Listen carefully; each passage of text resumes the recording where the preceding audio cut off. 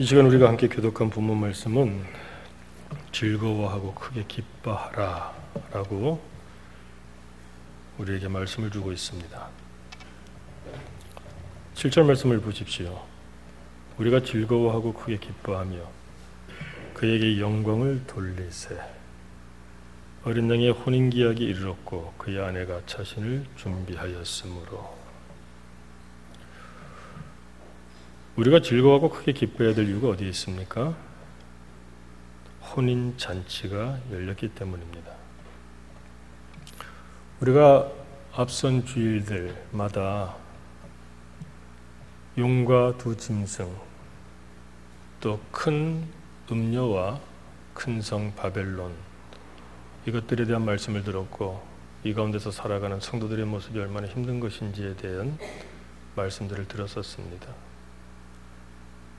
그런데 큰 용과 그 사주를 받은 두 짐승, 그리고 그것들을 추종하던 악한 자들, 그들이 만들어내는 바벨론, 그런데 그 바벨론이 무너졌습니다. 큰 음녀가 세상을 미혹하고 있었는데 그녀가 하나님께 심판을 받았습니다. 그런데 그 미혹하는 가운데 그 바벨론에서 살고 있던 성도들, 자신의 정죄를 지키고 믿음을 지켰습니다. 바벨론이 무너지고 큰 음녀가 무너져 내렸습니다. 그러니 이제는 잔치 벌일 일만 남은 것입니다. 그러니까 크게 기뻐하고 즐거워하라. 그런데 이런 생각을 하게 됩니다. 잔치하면 참 수많은 잔치들이 있습니다. 그런데 왜 하필 이와 같은 때에 다른 잔치도 아니고 혼인잔치로 표현을 하고 있을까? 여러분, 혼인잔치는 누구를 위한 잔치입니까? 신랑과 신부를 위한 잔치입니다. 자, 그러면 신랑이 누구에게, 신부가 누구에게 이와 같은 바벨론이 무너지고 큰 음녀가 무너졌는데 그 가운데서 이제 기쁘고 즐거워할 일만 남았는데 도대체 신랑이 누구이고 신부가 누구이기에 이제 잔치를 베푸는데 굳이 혼인잔치를 열라고 말씀을 하시는가? 먼저 보겠습니다. 신랑은 누구입니까? 7절 말씀을 다시 보니까 어린 양의 혼인기약이 이르렀고 이렇게 되어 있어요. 신랑은 누구입니까? 어린 양입니다. 어린 양은 누구입니까? 예수 그리스도이죠. 자, 그런데 우리가 한 가지 꼭 점검하고 넘어가야 될 부분이 있습니다. 왜 신랑 예수 그리스도 하면은 이해하기도 쉽고 편한데 왜 굳이 우리 신랑 되시는 예수 그리스도를 왜 어린 양의 모습으로 표현을 하고 있을까 하는 겁니다. 이것은 간단합니다. 신부가 되는 사람은 반드시 신랑의 어린 양의 골고다 십자가를 기억하게 하려 함이기 때문입니다. 신랑이 골고다 십자가에서 어린 양의 피를 흘렸습니다. 그 대가로 신부가 이 혼인잔치에 들어올 수 있게 된 것입니다. 구약성경에 우리가 너무나 잘 알고 있는 출애굽의 그 출발, 애굽에서 나올 수 없었던 이스라엘 백성, 그러나 어린 양 보혈을 통해서 그들이 출애굽하게 되었고 그들이 마침내 가나안 땅에 들어가게 된 것과도 같이 신랑 예수 그리스도께서 어린 양 그 피를 흘려서 출애굽하게 한 것처럼 십자가 골고다에서 그 신부를 위하여 피를 흘렸기 때문에 그렇게 해서 그 신부를 지켰기 때문에 그렇게 해서 그 신부를 구원했기 때문에 그 신부가 지금 이 혼인잔치에 참여할 수 있게 되었다. 신부된 자는 그것을 기억해야 된다. 그래서 굳이 신랑 예수 그리스도를 어린 양이라고 지금 표현을 하고 있는 것입니다. 이것은 오늘 본문 11절 이하를 봐도 마찬가지입니다. 11절 이하 말씀 한번 보시겠습니까? 또 내가 하늘이 열린 것을 보니 무엇이 보입니까? 보라, 백마와 그것을 탄 자가 있으니 어린 양 예수 그리스도께서 신랑 되시는 그분께서 백마 타고 오신다는 겁니다. 백마 탄 왕자, 소녀들이 말하는 바로 그 모습을 우리가 떠올리게 됩니다. 그런데 재미있는 것은 그 이름이 무엇입니까? 이번에는 또 다른 표현을 사용하고 있어요. 충신과 진실이라. 예수님을 표현하는 데 있어서 참 많은 표현을 우리가 사용할 수 있겠습니다만 또 왜 여기서는 충신과 진실이라고 이 신랑의 이름을 표현하고 있을까요? 보통 사람들은 자기가 감당하기 어려운 그런 상황에 처하게 되면 신의를 저버리게 되고 배신을 할 수도 있고 거짓되게 행동할 수도 있습니다. 그러나 신랑 되시는 어린 양 예수 그리스도께서는 신부를 위하여 자기 목숨을 내놓기까지. 여러분, 충신과 진실하면 떠올려지는 것이 무엇입니까? 신부를 지키기 위해 끝까지 그 사랑을 감당하심을 우리에게 다시 한번 그의 이름을 이렇게 표현함으로 깨닫게 하고자 하는 것입니다.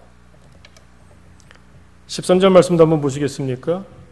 신랑이 왔습니다. 그런데 그의 옷을 한번 보십시오. 또 그가 피 뿌린 옷을 입었는데, 여러분, 신랑이 혼인잔치에 왔습니다. 그런데 그의 옷이 피로 범벅이 돼 있어요. 그 피가 무엇일까요?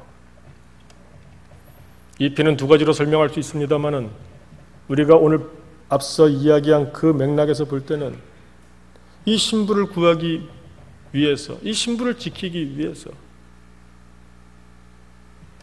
십자가에서 보혈을, 대속 보혈을 흘리셨음을 보여주는 겁니다.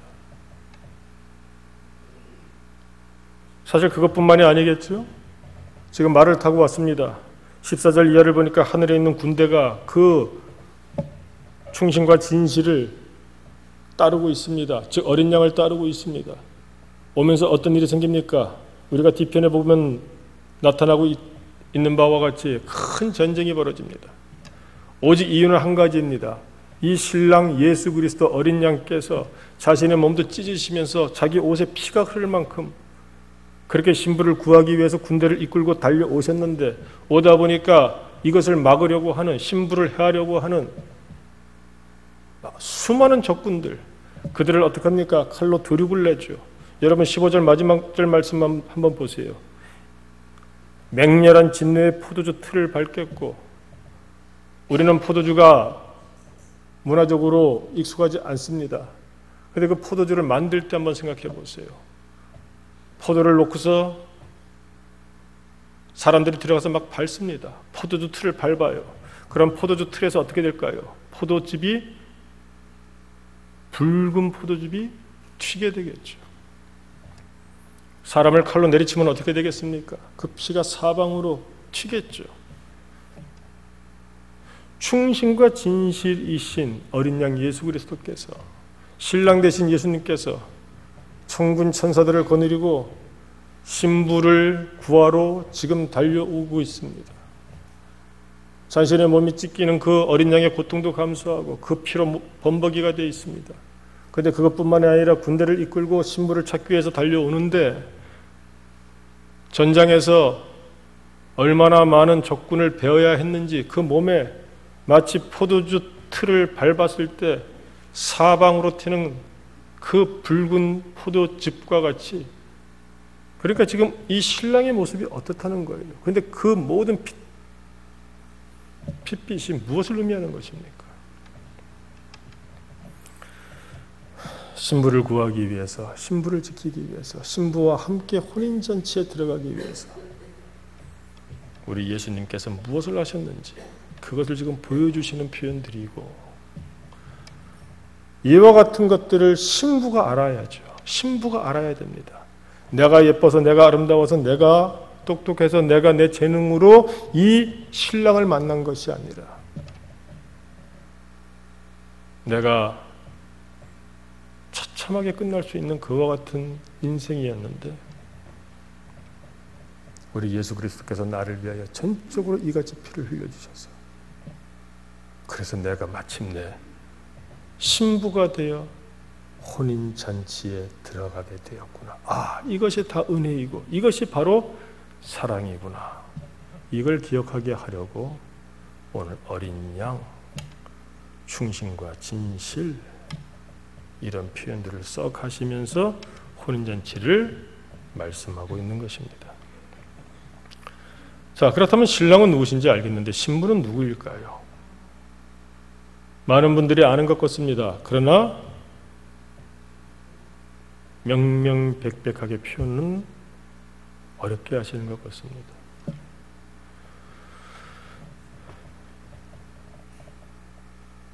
혼인잔치에 갔습니다. 여러분들은 하객으로 가십니까? 아니면 신부로 가십니까? 하객으로 가는 것과 그날의 주인공인 신부가 되는 것과는 하늘과 땅 차이입니다. 오늘 8절 말씀을 먼저 보시죠. 드디어 신부에 대해서 이야기를 합니다. 7절 하반절에 보니까 그의 아내가 자신을 준비하였으므로, 자, 드디어 신부가 준비가 되었다고 판단이 되어진 겁니다. 그래서 그에게 빛나고 깨끗한 세마포 옷을 입도록 허락하셨으니, 이 세마포 옷은 성도들의 옳은 행실이로다. 신부는 누구입니까?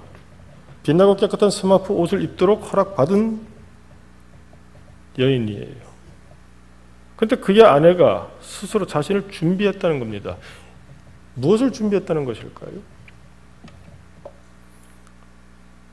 자, 그리스도 어린 양의 신부로 준비된 이 여인, 갑자기 대조적으로 한 여자가 떠오릅니다. 누굽니까? 앞선 17장에서의 큰 음녀 바벨론이었죠. 바벨론 큰 음녀의 특징이 무엇입니까? 17장 4절을 보면 그녀를 이렇게 표현합니다. 자줏빛과 붉은 옷을 입고 금과 보석과 진주로 꾸미고 손에 금잔을 가졌는데 아주 매력적입니다. 매혹적이에요. 유혹적입니다. 그런데 문제는 뭡니까? 그녀는 짐승을 타고 있었어요. 짐승이 무엇을 의미하는지 아시죠? 마귀, 옛뱀이라고도 부를 수 있는 그 용이 바닷가에 서서 바다에서 한 짐승을 불러 올렸고 땅에서도 한 짐승을 불러 올렸습니다. 그런데 그 짐승을 타고 있다는 거예요. 그리고 금잔을 가졌는데 그 금잔에 가증하고 음행의 더러운 것들을 가득 부어서, 그러니까 지금까지는 좋았습니다. 매력적이고 매혹적이었습니다. 자줏빛과 붉은빛 옷을 입고 금, 보석, 진주로 꾸미고 손에 금잔까지 들고 있어 보이는데 그 금잔에 든 것이 가증하고 음행의 더러운 것들, 근데 가득 부어서 짐승을 타고 그것을 마시던 여자입니다. 그 여자가 떠오릅니다. 왜 떠오릅니까? 그 여자는 심판의 대상이죠. 우리는 지금 신부에 대해서 보고 있습니다. 그의 아내가 자신을 준비하였습니다. 그에게 빛나고 깨끗한 세마포 옷을 입도록 허락하셨어요. 이것이 바로 신부의 예복입니다. 신부의 웨딩드레스입니다. 그런데 이것이 무엇입니까? 8절 다시 보세요. 이 세마포 옷은 뭡니까? 성도들의 옳은 행실이로다. 이거 오해하면 안 됩니다. 착하게 살고 선하게 살면은 신부가 되겠구나? 그것이 아니죠. 성도다운 행실을 말하는 겁니다. 그것은 무엇입니까? 바벨론 큰 음녀와 같이 하나님 없이 사는 사람, 자기 힘으로 사는 사람, 자기 자랑으로 사는 사람, 자기의 소욕으로 사는 사람, 자기의 욕망으로 사는 사람, 하나님 없이 하나님을 두려워하지 않고 하나님을 경외하지 않고 살아가는 사람, 이런 사람들과 다르게 성도들의 옳은 행실, 하나님 앞에서 그 믿음의 삶이 인정받을 수 있는 사람.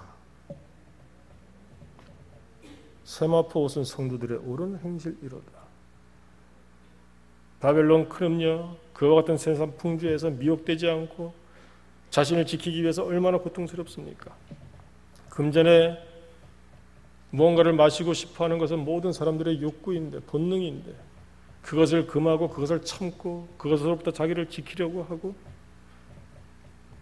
성도의 인내와 성도의 참는 그 삶이 바로 성도들의 옳은 행실, 믿음으로 자기를 지키는 것.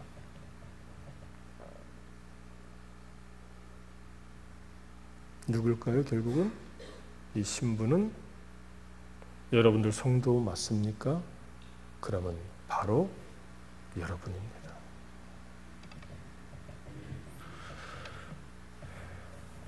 우리가 성경을 읽으면서 신랑은 예수님인 것을 분명히 알겠는데 이 신부가 누구지? 알 것 같은데 표현을 못해요. 교회죠. 근데 교회는 우리들입니다. 우리는 누굽니까? 나죠. 나와 너, 나와 또 다른 나.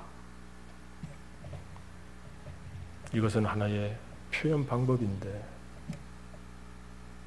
너를 그리스도께서 신부로 생각하셔서 너를 구하기 위하셔서 너를 혼인잔치에 데리고 들어가시기 위하여 어린 양의 피를 흘리시고 백마를 타고 달리시며 그 전장에서 적군들을 베는 그 칼날 가운데 피가 옷에 튀길 만큼, 그래서 지금 와서 덥석 나를 붙잡고 혼인잔치로 인도하고 계신다. 그런데 어떻습니까? 전쟁이 끝났다는 거예요. 바벨론이 무너졌지 않습니까? 그 음녀가 심판을 받았지 않습니까? 그러므로 뭡니까? 즐거워하고 크게 기뻐하라, 이 얘기입니다. 성경을 보면서 다른 사람의 이야기를 보지 마시기 바랍니다. 물론 내가 잘못한 것, 내가 부족한 것, 내가 하나님 앞에서 회개해야 될 것, 이런 것들로 잘 보셔야 되지만, 똑같은 이런 말씀들도 큰 덩어리나 많은 사람 가운데 하나로서의 내가 아니라, 이 말씀은 바로 나 한 사람, 나를 위하여 그리스도께서 지금 사랑의 편지를 보내고 계시는구나. 왜? 내가 신부이기 때문에. 그러므로 요지는 무엇이죠? 이와 같은 혼인잔치에 들어갈 만한 아내로서 자신을 준비하고 있는가? 인정을 받아야 빛나고 깨끗한 세마포 옷을 입도록 허락을 받으실 거 아닙니까? 세상과 구별된 사람, 성도들의 옳은 행실, 바벨론에서 큰 음녀들이 살아가는, 큰 음녀가 살아가는, 유혹하며 그녀와 더불어 살아가는 많은 사람들, 근데 거기로부터 자신을 지키는 사람, 나를 지키는 사람, 믿음의 정죄를 지키는 사람, 나를 더럽히지 아니하고 지키는 그 사람, 그 사람을 지금 신부로 맞아들이며 그녀를 위하여 지금 이 신랑이 말씀을 주고 있는 것입니다. 자, 그런데 오늘 성경 말씀은 이와 같은 혼인잔치만 말씀하고 있는 것은 아니죠. 오늘 성경을 읽다 보면 또 다른 하나님의 큰 잔치에 대한 말씀을 담고 있습니다. 17절 말씀 한번 보십시오. 또 내가 보니 한 천사가 태양 안에 서서 공중에 나는 모든 새를 향하여 큰 음성으로 외쳐 이르되 와서 하나님의 큰 잔치에 모여. 잔치가 벌어졌는데 혼인잔치만 벌어진 줄 알았더니 또 다른 하나님의 큰 잔치가 벌어졌다는 것입니다. 그런데 이 잔치는 참 재미있습니다. 왜 그런가 하면은 잔치에 공중에 나는 모든 새들이 초청되었다는 거예요. 잔치가 벌어졌습니다. 그런데 사람들이 아니라 공중에 날아다니는 모든 새들을 초청했다는 거예요. 왜 그렇습니까? 18절 말씀을 보십시오. 무엇이 연상되나요? 왕들의 살과 장군들의 살과 장사들, 이 용사들의 살과 말들과 그것을 탄 자들의 살과 자유인들이나 종들이나 작은 자나 큰 자나 모든 자의 살을 먹으라. 어떤 그림이 그려집니까? 고대 사회에서 전쟁이 일어났습니다. 칼을 들고 활을 들고 말을 타고 그러면서 전장에서 서로를 뵙니다. 전쟁이 끝났습니다. 어떻습니까? 그 전장에 피비린내가 가득하면서 그 쓰러진 죽어간 군인들의 시체가 질비하지 않겠습니까? 그것을 거둘 수도 없습니다. 그것을 가져와서 어떻게 할 수가 없어요. 그런데 어떻습니까? 독수리 떼가, 까마귀 떼가 그곳에 와서 그 시체들을, 시체인데 왕이 어디 있으며 장군들이 어디 있으며 장사들이 어디 있으며 사람과 말의 차이가 어디 있으며 그냥 와서 다 쪼아먹는 것이죠. 그 스산하고 음습한 죽음의 분위기, 공포의 분위기, 무엇을 의미하는 것일까요? 혼인잔치가 지금 벌어지고 있습니다. 열리고 있습니다. 그런데 한편에서는 하나님께서 심판의 잔치를 지금 행하고 계신다는 겁니다. 특별히 지금 신랑이 신부를 데려오기 위하여 그 전장을 뚫고 왔어요. 그때 심판받은 자들, 그들의 살덩어리를, 살코기를 새들이 와서 지금 쪼아먹고 있다. 이것이 무엇을 우리에게 표현하고자 하는 것인지 잘 알 것이라고 생각합니다. 바빌론의 풍조, 큰 음녀의 묘에 빠져서 하나님 없이 사는 사람들의 최후가 바로 이러하다. 이것이 바로 심판이다. 한쪽에서는 혼인잔치가 열려서 즐거워하고 크게 기뻐하고 있는데 한쪽에서는 새들이 와서 쪼아먹어야 될 만큼 공중의 모든 새들, 그 철저한 심판이 어떤 것인지를 우리가 깨달을 수가 있게 됩니다. 사랑하는 성도 여러분, 여기서 우리가 한 가지 더 생각해 볼 것이 있습니다. 한번 19절을 이해를 보십시오. 제가 한번 읽어드리겠습니다. 또 내가 보매 그 짐승과 땅의 임금들과 그들의 군대들이 모여 그 말 탄 자와 그의 군대와 더불어 전쟁을 일으키다가 짐승이 잡히고 그 앞에서 표적을 행하던 거짓 선지자도 함께 잡혔으니 이는 짐승의 표를 받고 그의 우상에게 경배하던 자들을 표적으로 미혹하던 자라. 자, 그 다음 말씀 보세요. 이 둘이, 이 짐승 둘 말하는 것이죠. 산채로 어디 유황불 붙는 못에 던져지고. 많은 사람들이 지옥에 대해서 오해하는 것을 봅니다. 여러분, 지옥은 누가 다스립니까? 염라대왕이 다스리나요? 아니면 마귀가 다스립니까? 우리 전래 동화에 그런 식의 이야기들이 나오죠. 그러면 모순되지 않습니까? 하나님은 온 천하 만물을 다 만드시고 다스리시는 분이지 않습니까? 그러면 치외법권이 있는 겁니까?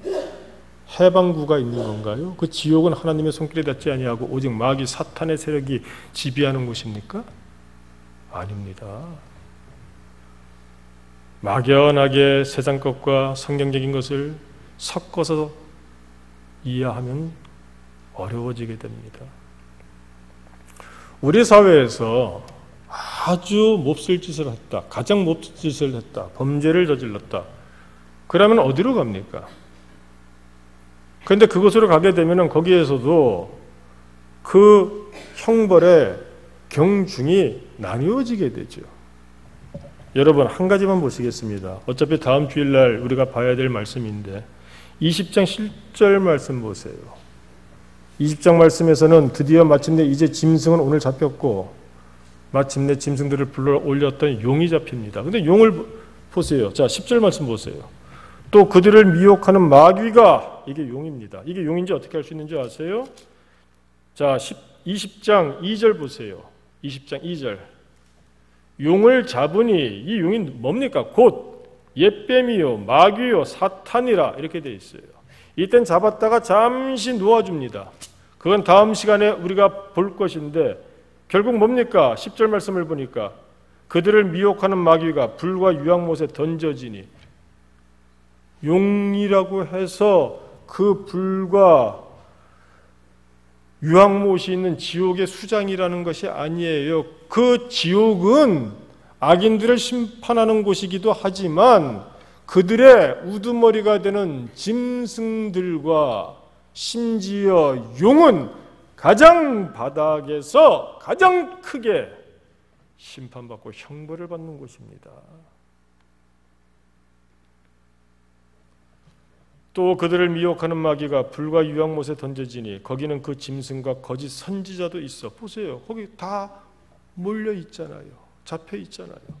세세토록 밤낮 즐거움을 받습니까? 괴로움을 받습니까? 괴로움을 받으리라. 마귀 사탄이 세세토록 영원 형벌을 밤낮 받는 곳.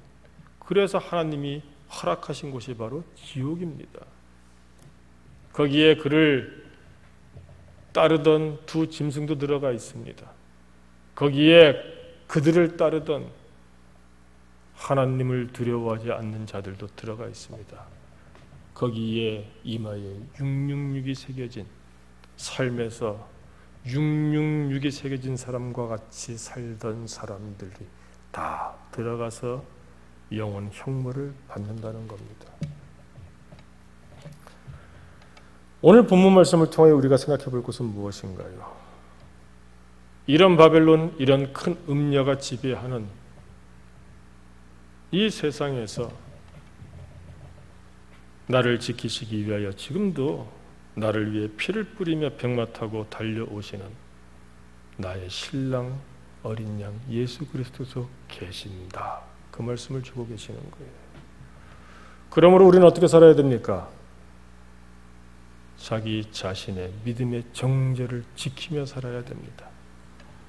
그의 아내가 자신을 준비하였으므로 나는 준비되어져 있습니까? 신랑 되시는 우리 예수 그리스도 나는 준비되어져 있습니까? 은혜를 강구하고 사랑을 강구하지만 그 은혜와 사랑에 걸맞을 만큼 내가 믿음의 정죄를 지키고 있는가? 우리가 그리할 때 빛나고 깨끗한 세마포 옷을 입을 수가 있고, 우리가 그리할 때 밝은 얼굴로 신랑 되시는 예수 그리스도를 맞이할 수 있고, 우리가 그렇게 될 때 하나님의 나라 혼인잔치에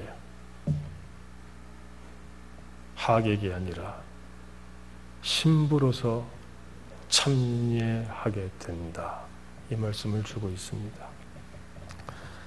참 세상이 악합니다. 악한 사람들도 많습니다. 바벨론 큰 음녀가 미혹하고 유혹한다고 할지라도 우리 모두는 믿음의 정절만큼은 지키며 신랑 예수 그리스도를 기다리는 성도의 삶을 살 수 있기를 주님의 이름으로 축원합니다. 기도하겠습니다.